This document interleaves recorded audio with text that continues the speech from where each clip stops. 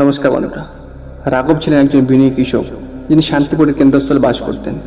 একটি শান্তিপূর্ণ নদী এবং সবুজ ক্ষেতে ঘেরা একটি ছোট গ্রাম। রাঘব তার উদারতা, পরিশ্রম এবং ভগবান কৃষ্ণের প্রতি অটল ভালোবাসার জন্য বিখ্যাত ছিলেন। এমনকি তার প্রচেষ্টায় রাঘবের একটি কঠিন অস্তিত্ব ছিল। তার পরিবার দরিদ্র ছিল এবং তার ফসল প্রায়শই ব্যর্থ হয়। অনেকদিন মাঠে কাজ করার পর রাঘব একদিন সন্ধ্যায় তার ঘরে উঠানে বিশাল তুলসী গাছের নিচে বসেছিলেন। সতেজ বাতাস এবং পাতার মৃদু কোলাহলের কারণে তিনি অল্প সময়ের জন্য স্বচ্ছন্দ বোধ করেছিলেন। তার চিন্তাভাবনাগুলি সেই গল্পগুলির দিকে ফিরে যায়, যেগুলো তার ঠাকুরমা তাকে বলেছিলেন ভগবান কৃষ্ণ এবং বিশ্বের শক্তি সম্পর্কে।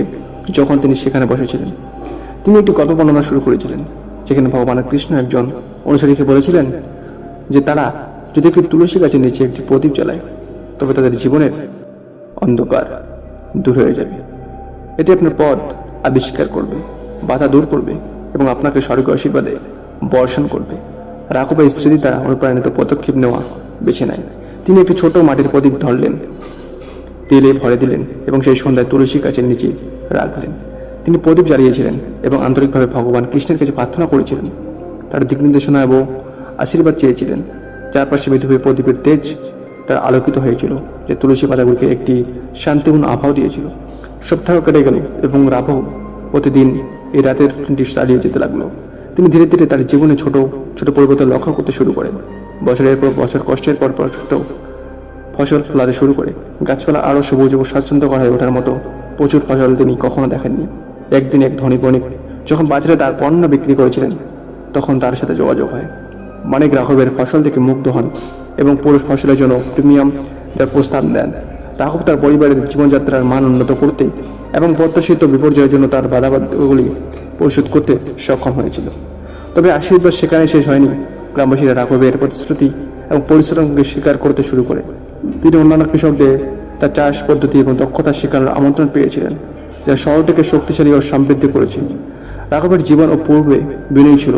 একজন জ্ঞানী ও দানশীল ব্যক্তি হিসেবে তার খ্যাতি বৃদ্ধি পেয়েছে বলে গণ্য ও প্রশংসিত হয় শুরু করে। সবকিছু সত্ত্বেও রাঘব তুলসী গাছের নিচে প্রদীপের দৃষ্টি হারায়নি। অনেক কৃতজ্ঞতা বোধ করে তিনি তার রাতের রুটিন নিয়ে চলে গেলেন। তিনি সচেতন ছিলেন যে তার বিশ্বাস এবং ভক্তি কেবলমাত্র মোমবাতি জ্বালানো কাজ করে না, বরং ভগবান কৃষ্ণের আশীর্বাদ জাগিয়েছিল।